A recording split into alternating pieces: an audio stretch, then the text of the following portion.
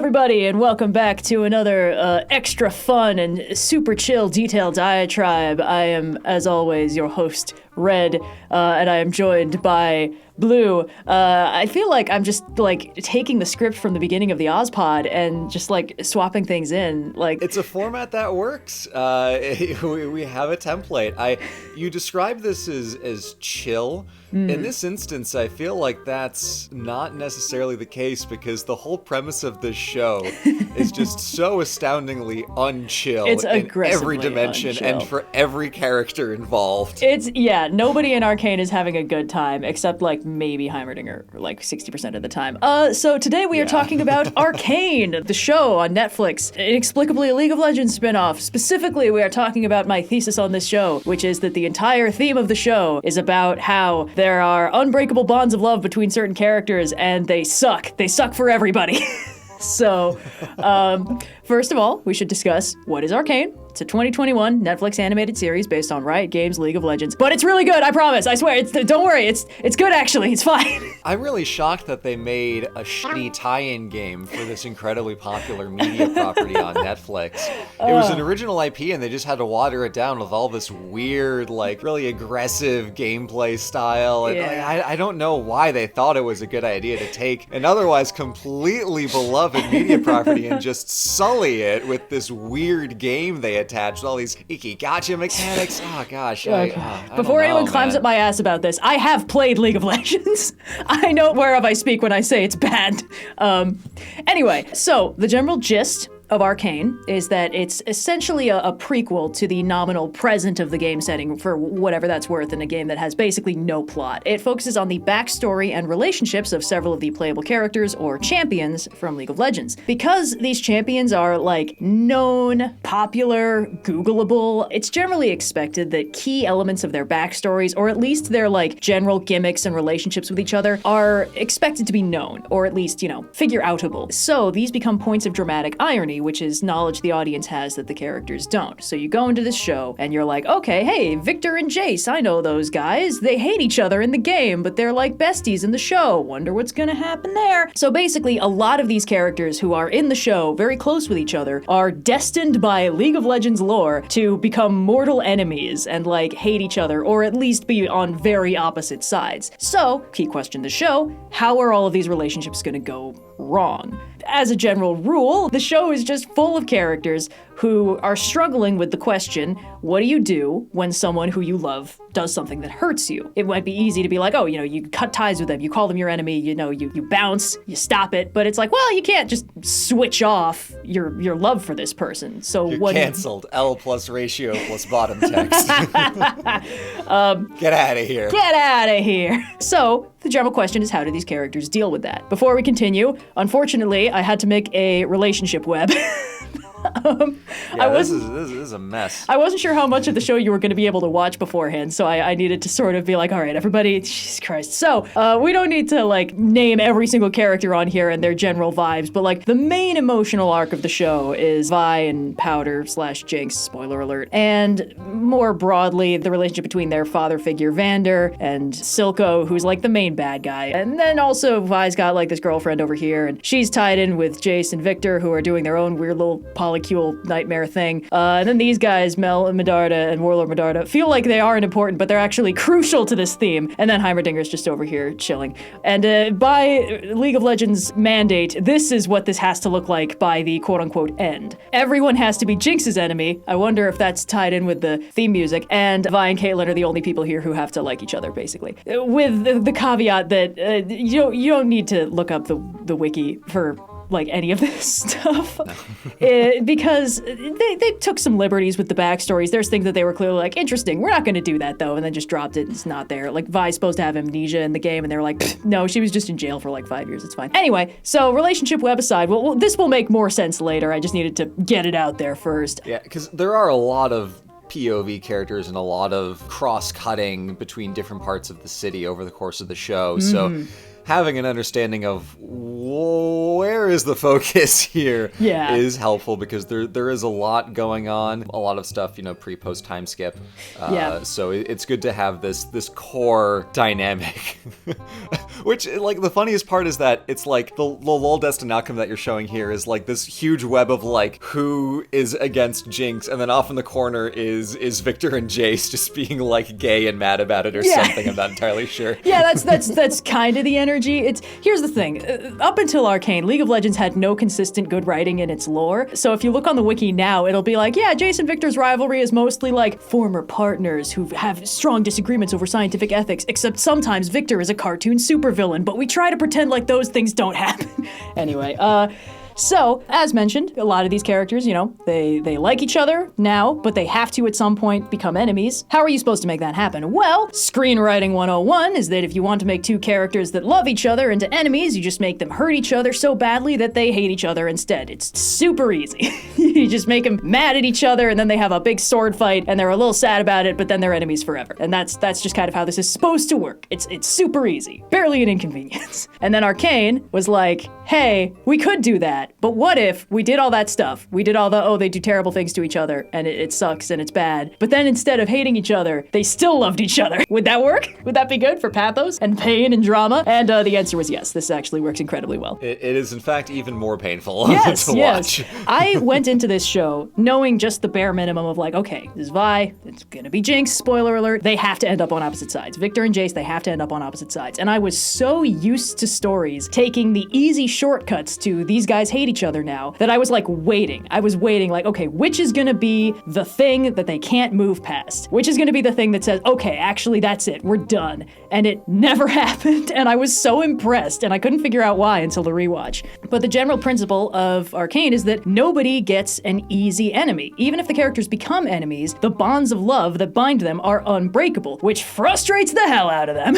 Yeah, that really is the thing, is like, even when everybody wants to be my enemy, it's not easy being enemies. Yes. Oh, God, Imagine Dragons. Anyway, so the main focus, nominally speaking, is the relationship between Vi and Powder, who becomes Jinx later. They're two sisters. They grow up together on the mean streets of the Undercity. Their biological parents are killed in a failed attempt at rebellion in the very first scene of the show, and then they get adopted by stern father figure Vander, along with two other plucky orphans. Stuff happens. They're having adorable riffraff street rat adventures, and then Vander gets kidnapped by Silco, who he was once basically brothers with, and Silco's really mad because he and Vander had some sort of feud over whether or not they should have a bloody revolt. It was pretty bad. It was pretty ugly. We don't really know all the details, but Vander gets kidnapped. Vi and her brothers go to rescue him, but they leave Powder behind because Powder's young, she's inexperienced, she's a little bit emotionally unstable for various reasons. Her habit is making explosives that don't work, so it kind of makes sense why they wouldn't want to take her on a seriously perilous rescue mission where the bad guy is busting out like scary drug-induced Hulk guys. Powder goes after them to try and prove herself and save the day, and unfortunately ruins everything. She had no way of knowing that's what was happening, but basically the rescue was actually going well, and then the explosive she made works way too well and blows everybody up and kills the two other plucky orphans, grievously injures Vander and Vi. Everything goes to shit.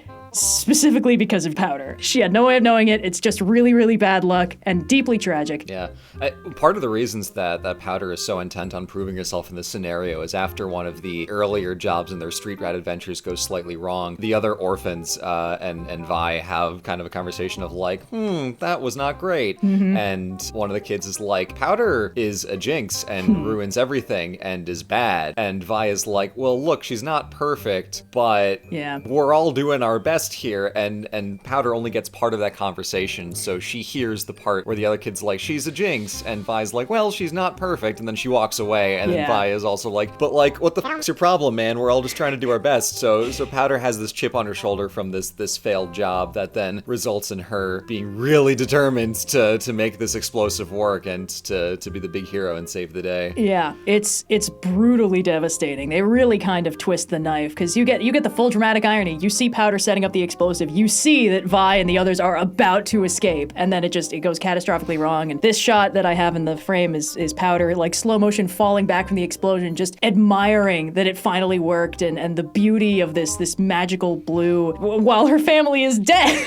because of her. It's brutal. This is where they ended the first drop of the episodes too. This is the end of episode 3, which is like, I hope you had fun with that. There's 6 more of these to go. So the repercussions, after the whole terrible nightmare situation, Vander has to like Hulk out with this magic drug to save Vi, and it kills him, and everything's on fire and everybody's dead. And then Powder's like, Vi, it finally worked. And Vi does not take this very well. They have a very, very bad fight. It's really hard to watch. In Vi's deeply unstable and grieving state, she actually hits Powder, calls her a jinx, and then kind of just staggers off into the night, and Powder's just sobbing and inconsolable. Vi quickly regrets this and goes to go back to her, but before she can, she gets nabbed and blackbagged by a corrupt cop who thinks sticking her in prison, Count of Monte Cristo style, is slightly less evil than just letting Silco kill her like he wants. So Powder is alone with her father's dead body, abandoned by her sister in this burning ruin, and Silco shows up, and he's like, well, maybe I'll stab her. And then she's like, oh, I have terrible abandonment issues now, and he's like, oh, same hat, and adopts her instead.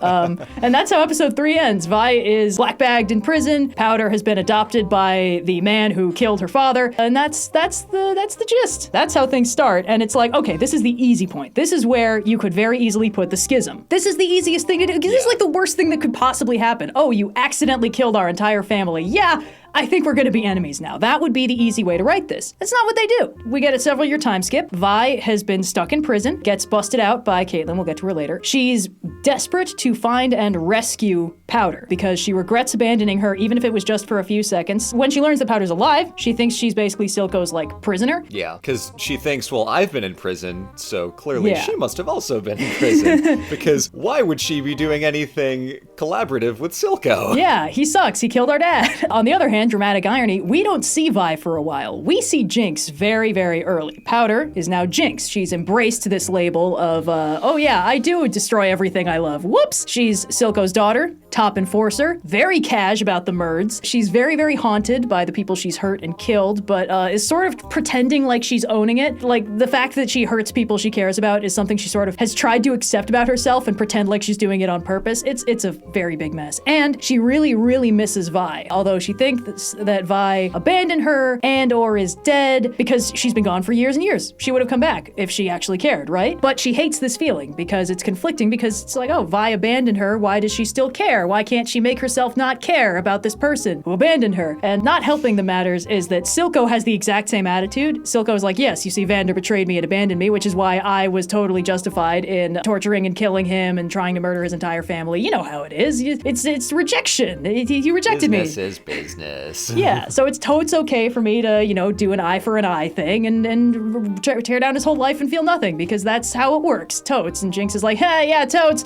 And she just can't get over it. She can't make herself stop caring about Vi. The first scene we see her, she has this weird moment. There's like a plucky resistance group that she's been dealing with and doesn't really like very much. And one of them, when her mask gets knocked off, turns out to be a young girl with pink hair who looks an awful lot like Vi. Confusing matters, the show actually shows her as Vi for a couple shots. If you're not really paying attention to the details, you might be like, holy shit, did she just shoot Vi? But no, she didn't. Vi is not actually there. But Jinx is like, oh my god, it's Vi. And then as soon as the girl starts to run, she shoots her immediately. Like, she's not even thinking about it. So it's like, okay, Jinx has not good feelings about this situation. Jinx displays a very callous attitude towards living things in this show. Yeah, just a little bit. She has a habit of just sort of casually killing stuff, and you get the impression it's almost a form of like self-harm after a point. The worst thing in her life that ever happened was her accidentally hurting people, so now she just hurts things constantly to sort of reaffirm that, like, this is who I am now, this is what I do, I'm a Jinx, which is pretty brutal. She's a hot mess. But anyway, yeah. So Vi is out of prison and trying to get back to Powder, and Jinx becomes aware that Vi is out of prison and alive and was kept from her, and Silco's been lying to her about her, and starts trying to find her. Like, nothing else matters to her at that point. They do eventually reunite, and as mentioned, the whole really bad situation that happened in episode 3 would so easily have been used as, oh yeah, now they're enemies. They're like nemesis now. And they just don't do that. When they reunite, it's very clear that they still care about each other. We know that Vi still cares about Powder. It's not as as obvious that Jinx still cares about Vi, but it becomes very clear that she absolutely does. They're coping with their traumas in very different, incompatible ways, but regardless of that, it is very clear that no matter what else is happening, these two cannot stop caring about each other. So that's pretty nuanced already. Yeah, the whole sequence when they meet back up for the first time, there's this whole sequence where they're going after this MacGuffin, but as soon as they like get face to face with each other, there's the immediate sense that nothing else really matters. Yeah. Which is nice. It's a very, very sweet moment, and you see, Vi is really going for this hug, and Jinx just kind of like doesn't know what to do with her arms in this scenario. Yeah. She's just kind of standing there like, what? Well, the first thing she asks is, "Are you real?" Which is a bad sign.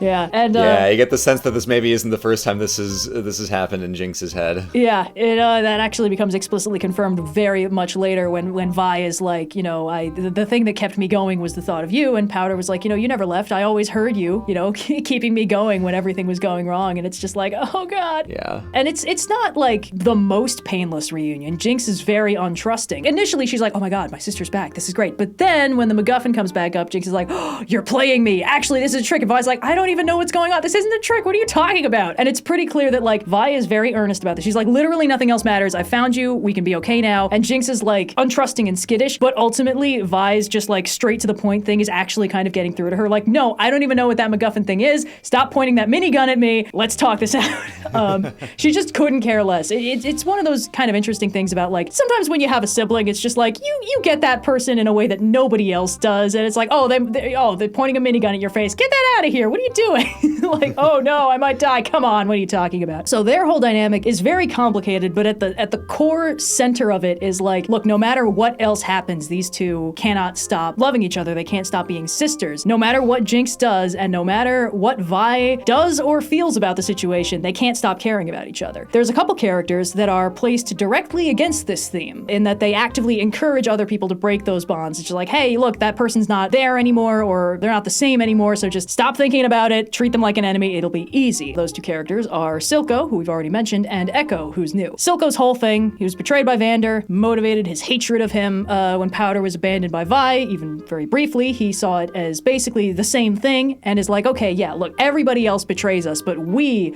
don't betray each other. Like, loyalty is something that Silco is very into. He kind of seems to feel like it's okay to betray somebody only after they've betrayed him, which is, it's a principle. It's something. His whole thing with Jinx is like, look, stop thinking about your sister. Just abandon your past. Let Powder die. Be reborn fully as Jinx. Just ignore that stuff. Only focus on me. I'm the only person who matters. This is not a healthy dynamic. He's placed in diametric opposition to the theme of the show, which is like, you can't break those bonds. He's like, oh, it's super easy. Just do it. But also what is interesting is that Silco kind of represents the easy out, where it's like, yeah, just break the bonds. Don't worry about her and everything will be fine. We can just be a team. You and I will never betray each other. We'll just do evil together and it'll be great. Yeah. And Jinx can't do that, even if she wants to, because that would in fact be the easy option for her, is just to throw it all out the window and let it go. Yeah. She can't. If Jinx could really stop caring, then her life would be significantly easier. And she makes a little progress towards it. When we first see her post time skip, she's experimenting with the MacGuffin, which is similar to the thing that she used to cause the explosion that killed absolutely everybody. And the first time she sees it, she has a full-blown trauma response. Like, she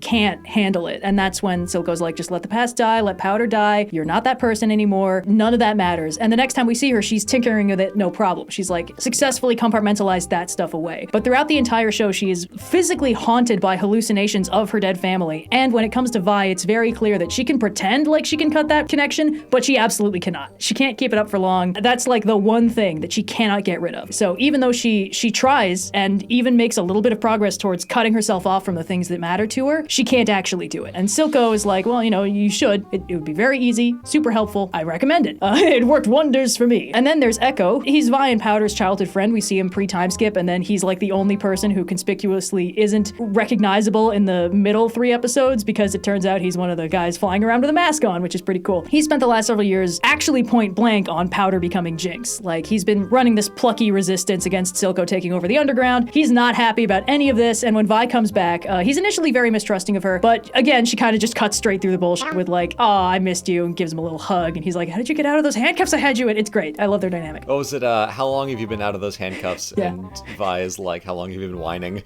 I love how Vi's just like straight to the point, all right, get over your shit, I care about you, get over here. I love that, because it really helps for a lot of these like mistrusting, skittish, feral cats of characters that are just like, no, I hate you, get out of here, I don't like you, and she's just like, get in here, come on, bring it in. They're like, okay, fine. And with Echo, it works pretty quickly, because it's clear that like he doesn't want to make her his enemy. He doesn't actually want to hate Vi. He doesn't want to believe that she's a traitor, but he's been through some shit, so he kind of has to. He's seen what happened to Powder, so it's not inconceivable to him that Vi could have changed as well. But basically, when he's talking to Vi about this, she's like, I gotta rescue Powder, and he's like, dude, Powder's off the table, all right? She's not Powder anymore. She's been doing some bad shit. You gotta stop thinking about her that way. So basically, on Jinx's side, she has Silco saying, you have to stop caring about this person. She doesn't matter. She betrayed you, etc., etc. And on Vi's side, you've got Echo saying pretty much the same thing. You have to stop caring about her. She's not Powder anymore. Powder's gone. Jinx is dangerous. Both of these guys are giant hypocrites. Silco is a hypocrite because Jinx is a giant liability. She's uncontrollable, incredibly devastating. She's been actively damaging his ability to like take over the underworld. And because he clearly has a soft spot for her, it's making him lose street cred with the other bad guys. Yeah. And in the lead up to the finale, basically when he strikes a deal with Piltover, basically they're like, the price for your dream of independence is you have to turn over Jinx. She's done too many crimes. And he would lose nothing and gain everything by sacrificing her for this, except he can't at all because she's his daughter. Part of the reason that the Piltover people insist that he turn over Jinx is because in episode 4, Jinx does a terrorism on the upper level, blowing up a building during Progress Day, because she was, what was the exact motivation? She was like, oh, he doesn't think that I can do this, well, I'll show him what I'm capable of, and goes and blows up a building in the middle of a festival. Yeah, so she is a massive liability who has only caused him more problems in the wake of her feeling that maybe their relationship is ever so slightly, not even necessarily like on the rocks, but is a little like wobbled by a lack of trust in what Silco thinks that Jinx is capable of, and that only spirals out into more problems for Silco. Yeah, basically, Silco has this very like chess mastery vibe for his villainy. He's very like top-down perspective, manipulate things from the shadows, maintain a veneer of respectability with the Overcity so they don't intervene, and then Jinx is just running around blowing shit up and graffitiing her logo on everything, and Silco's like, oh my god. So he would lose nothing and gain everything by sacrificing her, and it would be so easy, right? He's always talked about how easy it is to ditch people, but he can't, because he can't, obviously. And on Echo's side of things, Echo has been fighting Jinx for years. He talks a big game about, oh, Powder's gone, it's just Jinx now, she's our enemy, and he has a face-to-face fight with Jinx for the first time when they actually both know each other. And they have a very brutal battle, and it's gorgeous. That scene is incredible. Yeah. But it's intercut with these stylized flashes of just like a fun little sparring match between them as kids, where she's got like a little like paintball gun, and you know, he's got like a wooden sword and like a pot lid armor, and they're just having a good time and laughing. And then in the present, they're having this just brutal knockdown, drag out fight. And when he has her pinned, he has this chance to kill her, and mad props to the animators for making it incredibly clear from her facial expression, like, oh, that's absolutely still Powder. I'm sorry. Like, yeah, she's Jinx, yeah, she's scary, but that's a Powder expression. And he can't do it. He can't do it because she is still Powder. For all the shit he's talked, he cannot bring himself to do anything. And there's this weird little moment where she kind of sees the same thing. Like, she has this little recognition and has this little soft smile. And then she sets off a grenade point blank on the two of them. Yep. Because critically, while they're both like, oh, you're still the person I care about, Jinx has already gotten very used to hurting the people she cares about. Purposefully What's so. one more? Yeah, exactly. She's like, yeah, that's sweet. Anyway, like, it's not that she doesn't care. She cares. She just, again, it's like a form of self-harm for her character. Like, by hurting other people, she's like reaffirming, like, yep, I am a monster. Anyway, whereas with Echo, he's just like, oh man, I can't actually do it. It's my friend, who I maybe had a little crush on. So these two characters, Echo and Silco, they talk a big game, and they can't do it because it's all fun and games when you're telling somebody else to just break off their relationship, but it's not the same when it's actually you and you're staring it in the face. So the whole thing with Vi and Jinx kind of comes to a head in the finale. Jinx does a little bit of she gets a little Joker-fied and does some kidnappings. She basically overhears Silco having a bit of an inner monologue about like, oh, what would I lose but problems? I could sacrifice her and get everything I want. Once again, she kind of dips out before coming to the conclusion of like, wait, this person actually cares about me, because that's just kind of Powder's signature move at this point. So she basically grabs Silco, Vi, and named Caitlin, who we haven't discussed, but she's like been Vi's sort of Piltover odd couple partner, helping her out, finding Jinx and the MacGuffin. She's great, but she's not as relevant to the theme, so I haven't discussed her very much. But basically, Jinx grabs everybody and ties them up at this big dinner table and basically tells Vi, like, okay, you have to choose. You can choose between your new blue-haired friend, how original, or me, your sister, Powder. If you get rid of her, you can have Powder back. And she has Silco tied up because she thinks that Silco's betrayed her and is like, yeah, and then we can kill him and then it'll be great. Exactly what we wanted to do when we were kids. And the problem is, in orchestrating this, Jinx has accidentally also orchestrated an impossible choice for herself because it becomes pretty clear that Silco doesn't actually want to betray her. In fact, he never ever would. So now Jinx has put herself in the situation where she also has to choose between her sister and somebody she loves, and neither of these choices are possible for them to make by the rules of the theme that we've established. Like, Vi immediately is like, I can't choose. Actually, f this. You know what? Forget this. Let's just run away together. Like, we leave Caitlin let's just alive. leave. Let's just leave. You know, we leave Caitlin alive, and then we go off together, and we leave all this shit behind us. Silco, on the other hand, is like, everyone betrays us. I'm the only one you can trust. Forget her, etc., etc. You know, his same old song. So Vi and Jinx are now both in an impossible situation, and they're sort of trying to make Jinx choose between them. Neither of them really recognizing that she can't, because of course Vi is like, he's our enemy. She doesn't really understand that Silco has basically been Jinx's dad for the last several years. And Silco's like, she already betrayed you. Just get out of here. So it's a bad situation for everybody. The impossible choice is resolved. Silco gets his hands on a gun, tries to shoot Vi, which would handily resolve the situation. Jinx, who is violently hallucinating at this point, sees that and just unloads in a wide arc with her minigun. Turns out she has shot Silco. He's not mad about it. It's a great dad moment. He does, however, die. So that is resolved. Vi and Powder are now the only two that have that unbreakable bond. Silco's dead. So everything's good now, right? That's Vi's read on the situation. It's like, okay, it's okay, Powder. We're fine. Everything's good. And Jinx is like, nah, no, sorry. I actually feel really bad about killing my family again. And then that's basically how the season ends. She fires off a rocket at the Piltover council of rich people that are being like, you know what? Maybe we should actually let the Undercity become independent. Actually, everything is about to be fine. Once again, more dramatic irony that Jinx fucks up by blowing it up. So council members also include Caitlyn's mom, I think? Yeah, Caitlyn's mom is on the council. There's a few characters we care about on the council. Not many, but yeah. That's why Caitlyn looks so unhappy there.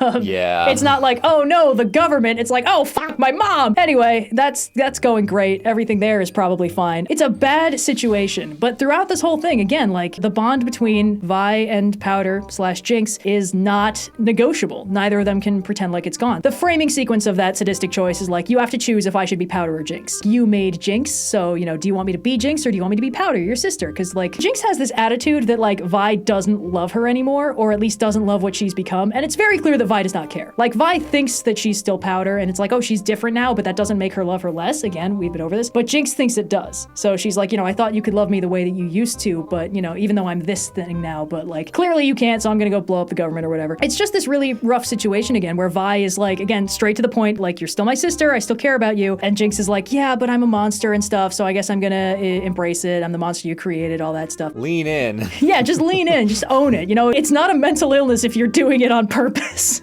That, like, you joke, that is kind of the thesis, is like, well, if I make this my brand, it's not a problem. Yeah. It's a creative choice.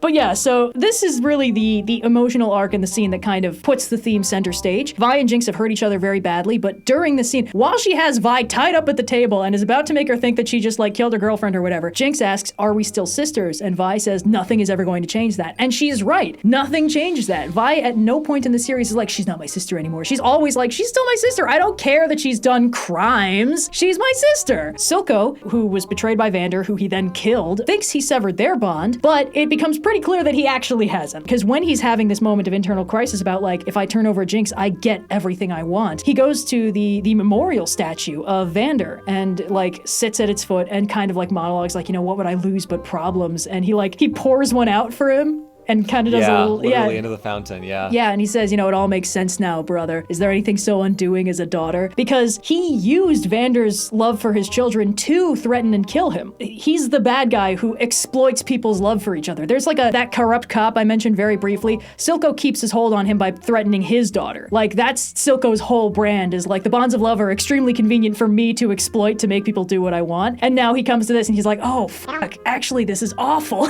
But also, I love it. it, maybe? In a flagrant violation of Writing Easy Nemesis 101, in all of these loving dynamics, hatred and suffering develops, but it never replaces the love. It only makes the love inescapably painful, which is top-tier drama writing. And, like, this is the harder narrative choice. Like, the easy thing to do would have been to pull an Anakin and Obi-Wan, you were my brother, I loved you, blah, blah, blah, I hate you, etc., etc. And they never do that at any point. Every time it looks like they're gonna do that, they take the harder option. And I love it. It's one of the reasons why I think the writing in this show is so impressive. Yeah. So meanwhile, almost completely disconnected from these guys, there's another part of the show where this theme is on central display, which is with the Medardas. She was on the character web early on, she's just connected to Jace. Mel Medarda, this extremely stylish lady, is a very, very competent and powerful politician, social climber, manipulator, stuff like that. She's really good at politics. It's mentioned in her introduction that despite being this incredibly wealthy, powerful, on the council lady, she's actually considered like the failure of her family. She's in exile, they're all much cooler than her, and initially it's like, how could they be cooler than her? What is that? And then as soon as we meet her mom, it all makes sense. But the implication is that she was like exiled for being too like weak or soft or, politically minded for her family's stratospheric standards, and everything she's doing to try and like get all their magitech developed and establish Piltover as this global powerhouse is kind of an attempt to prove herself to this family that she's been cut off from, or at least that's how she phrases it. We see her mom in a flashback. First, she's a terrifying warlord. Mel is in this empty throne room that's clearly just seen some violence. She's sort of looking around. She's discussing how like, we're gonna have a secret doorway here. We're gonna have a regent like this. She should look like this so she can, charm the people, but we should be able to still mold her. She's clearly thinking like political machinations, Machiavellian schemer type. And like already, like at a young age to be this like forwardly planning when walking into like, it's the joke of like on fire trash can. It's like, this is an on fire throne room, could be our new base of power. But it's impressive that even at a young age, this kind of thinking comes very naturally to her. Yeah, she's very cool. This whole scene really drives home why there's this schism between her and her family, but it also drives home how cool Mel is. Warlord Medarda, her mother, suggests that perhaps Mel could become the regent of this area, and she's like, you give me a throne. She's like, I will give you the world, child, if you prove to me you can take it. And it's like, I see the problem now. And then she brings in like the captured princess of the conquered area, and Mel's like, we can strip her of her possessions, send her to the far colonies, exile her, and then her mom's like, well, she's a symbol of the old regime. She could stir up a rebellion, and then we'd have to kill thousands instead of just one. And Mel's like, well, we can show the people we're merciful. And her mom's like, neat, and cuts off the princess's head. Good joke. Yeah, so that kind of highlights, like, Mel is like, we can do this politically, we can do this peacefully, we can be, merciful and careful and not hurt anybody. And her mom's like, interesting. On the other hand, and just brutality. Counterpoint. Yeah, and it's clear that this is his scarred Mel. She's having this as basically a nightmare. And then Mel gets exiled to Piltover, which she describes as a city of sentimental, soft-spined idealists. And Mel is conflicted because even though her family exiled her clearly for not living up to their standards, part of her still loves them. She says this outright to Jace at one point. We actually meet her mom later. She comes to Piltover with the goal of encouraging this magitech they have to be used for weapons. Mel is furious, especially hates that the peaceful city-improving tech she facilitated is going to be turned into another weapon of war by her mom. She's also still butthurt about being exiled. Makes a lot of sense, to be completely honest. And her mom is kind of like dodging around the issue of like, oh, you've got your father's memory for exactly what I said when I cast you out of the family. And Mel's like, oh my god. It's kind of a fun scene, but also kind of hard to watch. Yeah. And then it becomes pretty clear that actually things are a little bit less black and white than Mel thought they were, because it turns out her mother is just as susceptible to the unbreakable bonds of love as everybody else. In a moment of extreme emotional turmoil, Mel is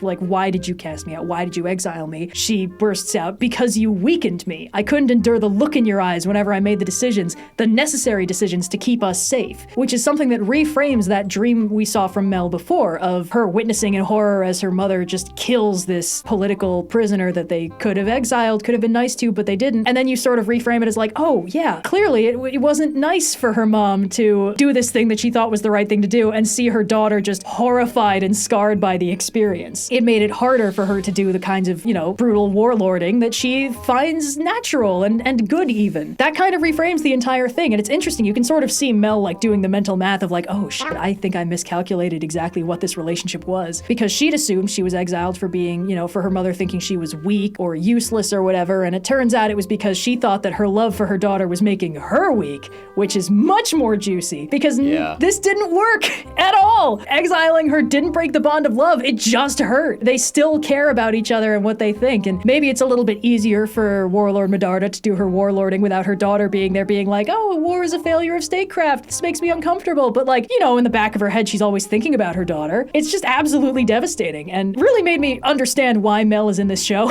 Because she's extremely cool, but she's not a league champion. And she's a remarkably important character for not actually being in the game that this is allegedly based on. But she and her family dynamic makes perfect sense when you tie it in with the core theme of the show, the unbreakable bonds of love and how they suck. So that's fun. Yeah, at first I wasn't sure what was really going on with Warlord Medarda, because me, of course, not knowing any of the extended lore for League of Legends, I'm like, is there more than one city in this game? Is it just like Piltover in the lower city? Like, they're talking about these huge concepts and like nations, but like this is one place. So it's like, oh, okay, there's a wider world out there. That makes sense. There are more than like 5 characters in this game that you can play. But seeing the way that they interact, Mel, her mom, I was looking at this kind of through the lens of class struggles and politics, because that's obviously a huge theme that is tangential to the point of this detailed diatribe. But when I was watching, one of the things that really struck me was when Warlord Medarda describes Piltover as soft-spined idealists, which is interesting because Piltover is the poster children for like capitalist god hours under the guise of like, oh look, like the city of equality. They have the balls to call themselves the city of equality. Fuck you, Piltover. I think they're the city of progress. I think city of equality would be a little too on the nose. No, they do say they that. Do? Yeah, I think Jace says a city of equality. They don't call it's like the city of progress is their title, but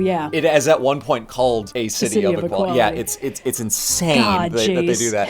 So I was really looking at the scene through the lens of like what it says about like the structures of society. Look at the historian going to that. This is why I'm glad you watched the show. I'm glad I was able to go through it in a giant one-day Arcane bender. It really is illuminating that there are so many other characters and other dynamics and other kaleidoscopic reflections of this core theme that are beyond, oh, it's a tale of two sisters who love each other no matter what. Like, that is still a very good story, but that one kind of makes sense. It's the most like straightforward and clean, simple, direct version of this plot, whereas you have Silco like killed your father figure and became your father figure, and then there's Unbreakable Bonds of Love there. That's really complicated to deal with. And then you have Jace and Victor, and that's a whole different set of Unbreakable Bonds of Love. And then you have Warlord Medarda and Mel, which is, again, a completely different interpretation of this core theme, but is still so clearly and strongly presented. It shows another very important angle where Warlord Medarda still sees Mel as a soft little child whom she still loves, despite the fact that it'd be easier for her if she didn't. And then coming here to see that Mel is like grown up and become incredibly like powerful and competent is very much a shock, because Warlord Medarda thinks that it is her responsibility to protect Mel, and then seeing that Mel has gotten on, in fact, just fine is definitely arresting to her. It's interesting. I feel like Warlord Medarda, like, on the one hand is like, oh, you know, you've done surprisingly well for yourself. But on the other hand, I think it's like, well, of course, she's my daughter. Of course she's going to kick ass at this menial ruling the city of soft-spined idealists. Like, yeah, of course she'd kick ass at that. But also, there's an imbalance of power that both of them strongly recognize. Warlord Medarda is very happy to completely sweep in, dominate the room, and be like, all right, you've had fun with your little project. Now it's time for the adults to work with it. And Mel is like, absolutely not. I'm not going to let you do this. It's like, what do you mean let me? So they've got a very complicated dynamic. And like you pointed out, Vi and Jinx definitely have the most clear-cut and simple iteration of this theme, because again, Vi's character is incredibly simple. In the most technical sense, one of my favorite turns of phrase, simple the way a sword is simple. She cuts through the bullshit. She's like, stop getting all weird and yelling at me. I love you. Let's hug it out. And like, that's her whole thing, basically. And it frustrates her when situations are complicated and require complicated solutions. She really prefers it when you can just go and hit the problem head on, which I like. I like that a lot. And it means that all the relationships that are tied into her end up being quite simple, because with Jinx, like, Jinx is a hot mess. Her mind's like a ball of barbed wire, but Vi is like, that's my sister. I love her. Sorry she's done some crimes. Her and Caitlyn have some stuff going on, but ultimately it's like they've got a great little kind of odd couple dynamic going on, and no matter what complicates that, ultimately they slide back into it very easily. And of course, that little bit with Vi and Echo, where Echo's like skittish and mistrustful, and Vi's just like,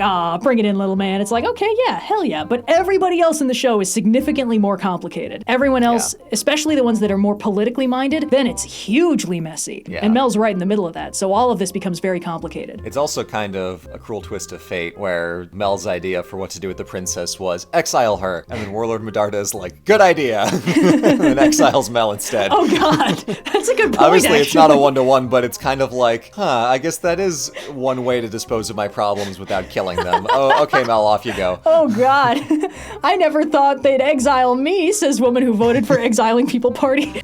Wow. Brutal, I love that. So just some honorable mentions of like points where this theme comes up. Some of these we've already just discussed organically. The thing with Silco and Vander, the fact that Silco thinks like, yes, I've severed this bond. Obviously, you severed the bond when you betrayed me. And then like years later is like, oh fuck, I actually still love you like a brother and now I totally understand. I'm about to die for the exact same daughter that you died for. It's kind of cool that Silco, the poster child for manipulating and breaking the bonds of love, not only can't do it with his daughter, can't even do it with the guy he killed about it. Like, yeah. He's such an interesting bad guy. Vi and Caitlin, as mentioned, their dynamic is pretty basic, but when they try and basically do things right, they like go to the Piltover Council and are like, hey, here's the situation. We gotta deal with this. We gotta deal with Silco. He's the problem. We hit the problem stops. They're like, no, we can't do that. And they have a dramatic breakup in the rain, which is impressive because they're not even a couple yet at this point, but it's great. And it lasts like 10 minutes tops because, of course, as soon as Jinx starts kidnapping people, they slide back into their dynamic incredibly easily. And with Mel, when she brings up that like her family exiled her, part of her still loves them, she's telling this to Jace, who again, we haven't discussed like at all. There's a slide about him next, but he starts off as a pretty basic, like optimistic, idealistic himbo, and then he sort of gets drawn into the political corruption speedrun any percent and just starts getting pretty social climbery and doing only what he thinks is right, but he's not super good at thinking about what things are actually right. He gets distracted very easily and, it's just a whole mess. But basically, he has this mentor, Heimerdinger, who was on the character web, but he's not really been relevant to this, who's just this like hundreds of years old, like quirky little scientist type who's like, oh, Magitech is pretty cool, but I warned you, I've seen it used for corruption before, so you should probably, slow your roll, champ, and stop trying to put it everywhere. But Jace is like, I have only one human lifetime to make any sort of progress, and I would love to not die without having done that, so we're not going to do that. And he basically has Heimerdinger ousted from the council with this sort of like, utmost respect and love, but I think you should retire, old man. And then he feels bad about it later. He's like, he's my mentor, I betrayed him, and, he feels bad because it's not like he's like, who cares about that guy? No, of course he cares about him. And Mel is basically like, look, Heimerdinger will understand, you guys have a bond of love, it's not gonna break, even though you've hurt him. And it's just like, okay, yeah, just say the theme outright, why don't you? I did like the DiCaprio pointing at the screen meme when that scene played. She was like, my family exiled me, part of me still loves them. I was like, she just said the quiet part out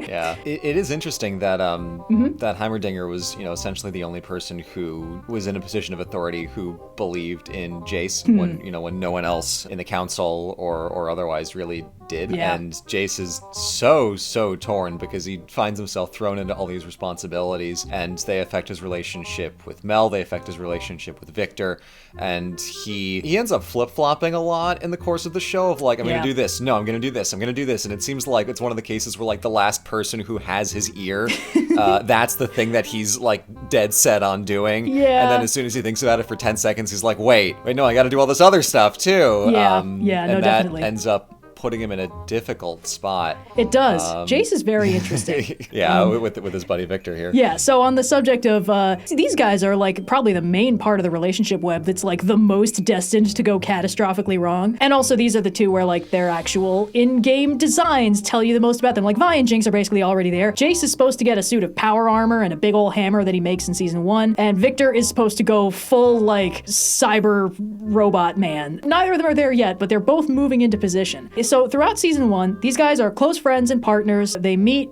in the pre-time skip era. Jace gets in trouble, and then Victor is like, hey, you're doing like weird unethical science, right? You want to be like bros about it? So they basically demonstrate that their idea of turning magic into technology totally works, and because it works, they're like, oh shit, yeah, you guys can have all the money and funding you want. You're our new golden boys. And post-time skip, the city has been completely changed architecturally. They've got these huge towers. There's Magitech and almost all the high-level fancy rich people stuff, and it's entirely because of these two. So there's a reason why they're like so respected and powerful in the post-time skip area. But the thing about Jace is his initial goal was like, I want to use this magic to improve the lives of the people who need it the most, the people in the Undercity. Because Jace, when we first see him when he's a kid, he and his mom are like out in the snow, like in a blizzard in the middle of nowhere, like freezing to death. He's desperate, he calls for help, and this basically just like wizard like walks out of the snow, makes a giant flying magic circle, and teleports them to a like beautiful grassy field that's clearly pretty near Piltover, and saves them. And so Jace is like, oh my god, magic saved my life. And he becomes like obsessed with it. And he's like, I want to figure out how to make this work for everybody. And Victor is from the Undercity and is in fact chronically ill from having grown up in the sort of polluted chemical landfill that is the Undercity, because they can't all be like super buff and cool like Vi. Some of them actually draw the short straw and get chronic illnesses about it. So when Jace is like, I want to use this to help people, Victor's like, oh hell yeah, count me in. But post time skip, the Undercity is different, but not because there's any Magitech down there. It's only different because Silco's made it worse. The Overcity, there's just Piltover, more shimmer everywhere. Yeah, which is the Hulk drug. And then Piltover is beautiful, thriving, a wonderful, majestic powerhouse of magical trade because they can like just teleport shit.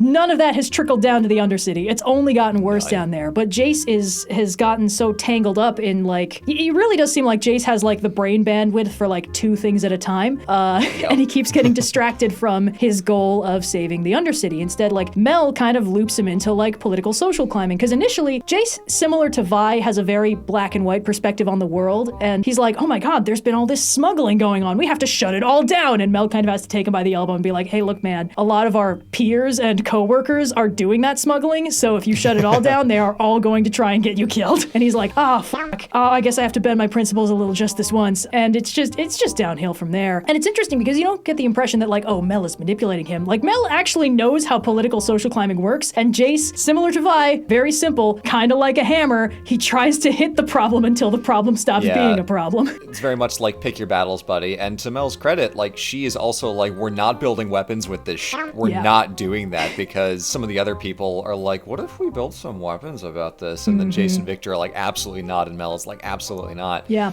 Mel wants to make the city better. She thinks that this is a way to do that. And she's right. It does a huge amount for the Overcity. It just doesn't help the Undercity. It doesn't, And Jace, he's clearly been like kind of poor and not very well thought of, but he's never been Undercity poor. He's always been like one of the lower houses in Piltover. Like, his family did like hammer production in like menial labor and stuff like that. So he's aware of the Undercity. He knows what the laborers like are working for, but he's never actually lived it. It's easy for him to sort of lose sight of it and like, we're doing all kinds of great things. We're improving a lot of stuff, just not for those guys. And whenever he's reminded of the Undercity's existence, he's like, oh shit, that's right. Oh man, everything's complicated now. It's just like, oh yeah. Jace is the kind of person who thinks that artisan worker is lower class. Yeah. That's the most damning thing that I can say about him. Oh, devastating. And then, of course, on the because that's as far as he thinks it goes. Yeah, really. Like, he knows objectively that, like, poor people exist, but it's pretty clear that he's got sort of an us versus them mentality that he hasn't examined. He says something like, Shimmer and now this, like, it's hard to imagine what they're capable of. And it's like, they?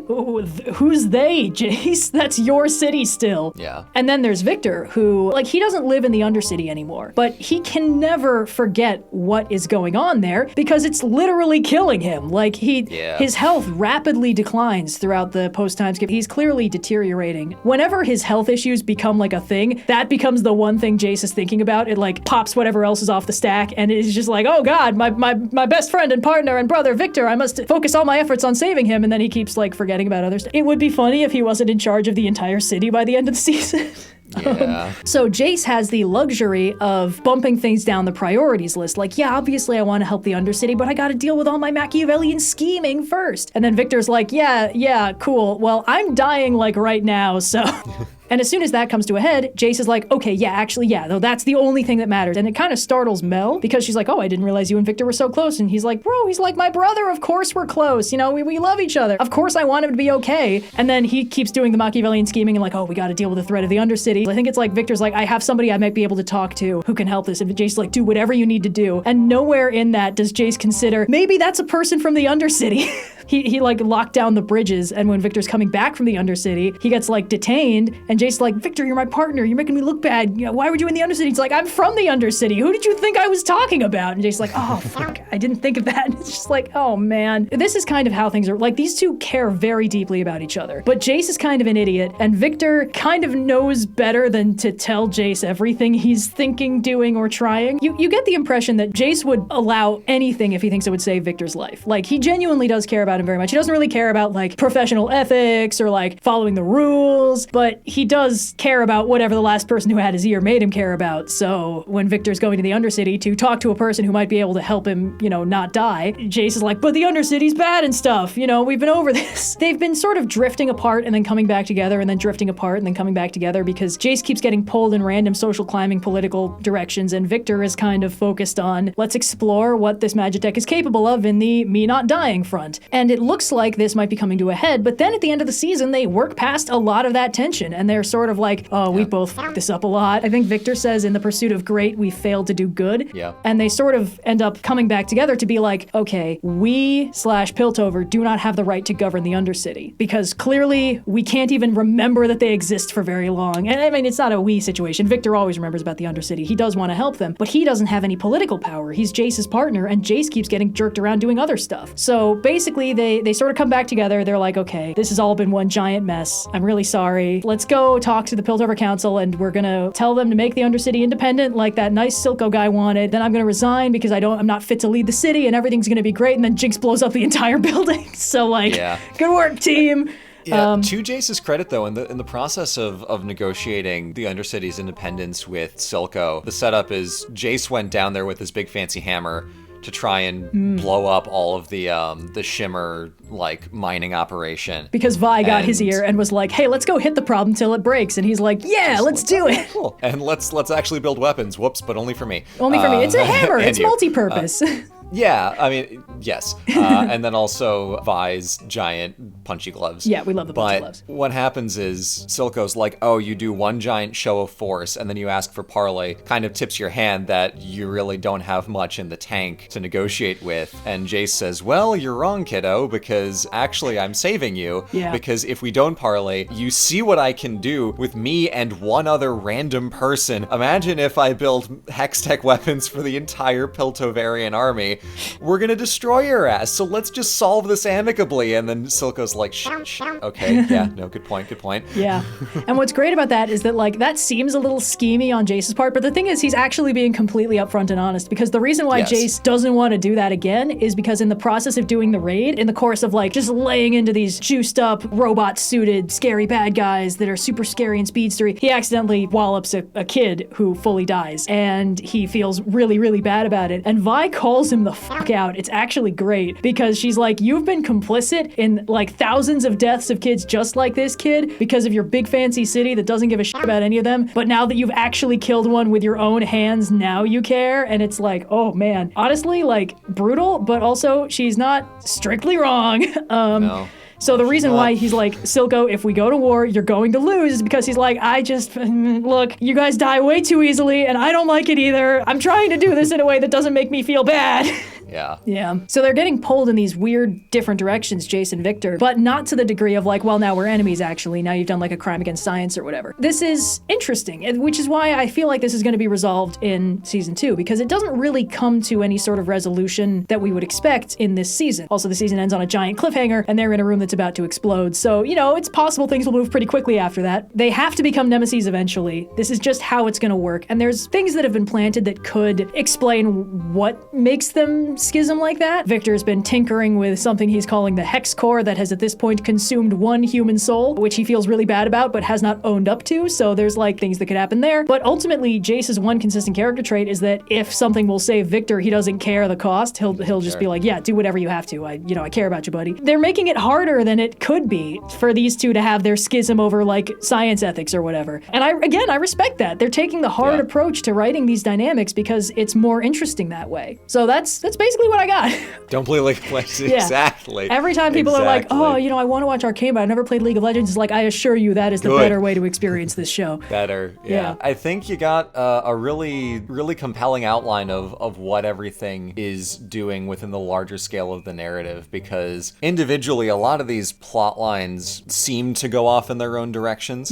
Like, what's the deal with all the stuff with Mel Medarda and her mom? Yeah. What is Jace's nonsense? Like, Jace and Jinx don't even, like, see each other in this show. There's all these things that are happening in all these different corners of the world, and it's good world building. It fleshes everything out, but everything remains tonally consistent and connected because this core idea of the unbreakable bonds of love suck big time permeates every major character arc. Even in the case of, characters like Echo, who seemingly at first glance are above it, are still very much way in it and still cannot extricate themselves from it no matter how hard they try or think they have succeeded in doing that. Yeah. When I first watched this show, I recognized that the writing was staggeringly good. Like, the animation is incredible. This show is really, really good for a lot of reasons. The animation is great, but the writing was really impressive. And the only thing I could initially clock on that first viewing was like, they're avoiding a lot of the really easy tropes. Like, that's all I could figure out initially for why this worked so well, is like, there were points where I was like, if they were doing this lazily, this would be where they become nemeses for life. Yeah. And they're not doing that at any point. Every character always feels like a real living person who's acting the way they are acting for internally understandable reasons, for motivations that make sense for them. And the fact that Jace's characterization can be this flexible in that the last thing he heard is the only thing he cares about, without it feeling like bad writing and instead just makes him seem like kind of an idiot, is impressive writing. It's hard to write a character like that and make him seem compelling and like not just like, oh, he's doing whatever the writer needs him to do because it's convenient. Like, no, Jace feels like a self-motivated himbo with too much political power, and that's good. That's really impressive. And the way that they handle Jinx's mental illness is incredibly interesting because like there were so many ways that could have gone wrong. Oh my god, it's such a minefield. But it's like they show that like when she's a child, she's already suffering from like hallucinations and has self-harming practices. And then after she gets adopted by Silco, all of that gets worse because she's no longer receiving like help or management for it. And in fact, Silco is just constantly encouraging her bad habits and self-destructive tendencies because Jinx is perfect. And the number of ways they could have been like, oh, well, she's crazy now. She's red-pilled and Joker-fied. Like, they don't do any of that. Her characterization makes sense and feels deeply tragic and hurt because she feels like a person who's suffering in a lot of different ways, not like, this is so the writer can not have to write a consistent person because that's what being crazy means, isn't it? Ooh, look at Harley Quinn over here. She's very consistent in, well, that's maybe not the right word. In terms of what she does, she's a tinderbox. Yeah. She sets buildings on fire for fun. But in terms of what motivates her, she is dangerously consistent. Yeah. And I think it works because they don't show like, oh my gosh, she's like unpredictable and crazy. When I was watching the show, my response was, oh wow, she is hurting. Yeah. Rather than, oh man, she's insane. It's a very important, if subtle, difference in execution. Yeah. Yeah, and the fact that, like, you look at her and you're like, this is a person who is in an incredible amount of pain and desperately needs help, but also she should probably stop blowing shit up. Like, it's never like, oh, she's not responsible for those things. Like, even Vi, who's like, you know, the person who's most in her corner, isn't like, oh, I'm sure those are fine. Like, who cares, actually? She's like, yeah, she's done bad stuff. You think I don't know that? Vi knows better than anyone else what happens when Powder blows things up. It just doesn't make her hate her or stop trying to protect her or be in her corner, because that theming makes things so much more interesting. They just did that one little thing of like, hey, let's let the characters hurt each other and never do the stock, now you are my enemy and I hate you forever and none of our previous relationships matter, because that makes it easier for me to write us as like cartoon supervillain versus cartoon good guy. They didn't do that. And that was the only thing I figured out the first viewing of like why this worked so well, is like, wow, they're really avoiding a lot of the easy tropes. And then on the second viewing, or maybe like the third or fourth at this point, I don't even remember, I sort of had that moment about 4 episodes in, like, wait a second, there's a theme here, and that theme is this. And once I noticed it, I started seeing it everywhere, which is always a good sign. Yes. I went to little Pepe Sylvia on this before I got the slideshow working. And it really ties everything together, because the only point of this show is to make these characters enemies. It's an origin story for how these characters become enemies. It's in the theme song, title gang. theme, yeah. That's the purpose of the show. So the fact that they're making it incredibly difficult for themselves, I really respect. I think that makes this interesting. And like, this is a show that you can tell had a ton of love put into it. The amount of work that went into every frame, just like the animation, the backgrounds, the character models, the fact that they like rendered them and then they painted the textures like with paints so that they would look like this painterly style. To my knowledge, there's no mocap in it. It's all hand animated, which is incredibly complicated for this sort of thing. And then you look at the writing and the characters and you're like, the people who made this love these characters. And you can really tell there's a level of passion in this that you just don't get from like, it's a fucking League of Legends tie-in. I don't know, make the blue-haired one blow something up and yell about talking to her gun. That's probably fine, right? It's, yeah, okay, cool. Again, given the effort expended, you'd think League of Legends was the shitty tie-in. Oh boy, yes, I cannot stress enough, do not play League of Legends. If you like this show, don't play League of Legends. And if you like League of Legends, my condolences. There's help out there, but also watch this show. It's really good. Yeah, I mean, I could probably keep talking about this show, but like keeping it specifically to this theme, I think was the move because we've clocked in a rare under an hour and a half recording session for a detailed Diatribe. Yeah, I mean, I can go off for another 20 minutes about the specific details of the architecture upgrade pre and post time skip because in broad strokes, I was texting Red like, oh, hey, this is interesting because in the first 3 episodes, the entire architectural style of Piltover is very like Beaux-Arts, Parisian, like 1900, turn of the century. Like even the door that the orphan gang goes to go down the elevator into the Undercity, like that's a reference to like a kind of famous Beaux-Arts door in, I think, Paris with a little like giant swirly thing. But after the time skip, everything that is new starts to be Art Deco-ified as a sort of like soft indicator of like march of progress. Like what was formerly the tallest building in the city, which was very like old style 1900s, is supplanted by this much taller like Deco style hexgate teleporty thing. So it's like, it's cool. You see the layers of the city. Yeah. That's a separate detailed diatribe that I'm not going to do. So it's just like, here's 2 minutes of it here. Yeah. Just as a special spicy preview. But yeah, I mean, it's kind of astounding how like we've gotten through this and there's so many things we haven't discussed. Like Caitlyn came up very briefly in this because she's kind of doing her own thing and she's a really interesting character. She's just not as hooked into this theme because she's kind of got like a mostly stable home life and her only dramatic breakup is with Vi and that gets resolved like 10 minutes later. Like she's pretty sheltered in the people she loves hurting her department, unless you count Jace being kind of a dingus. But actually, even then, you know what? Actually, I'm not going to go back and add it to the relationship web. They're already listed as friends, but Caitlyn and Jace are friends. And as Jace climbs in political power, he and Caitlyn have some minor disagreements, but like kind of continue to be in each other's corner no matter what. There's a pretty fun bit. I think it's after they've had an argument even. Caitlyn has just been hurt when Jinx did a terrorism and Jace is like, yeah, sorry, your parents pulled strings and got you fired, but I can get you a desk job. She's like, fuck you, and then leaves and goes to break Vi out of prison and go off on a fun little girls' night rampage with her. And then the corrupt cop guy goes to Jace and is like, yeah, quick question. You signed so that Caitlyn Kierman could release this specific prisoner from this prison? Anything you want to talk to me about? And Jace, who this is the first he's hearing of it, is just like, no, we've got this handled. Thanks, bud.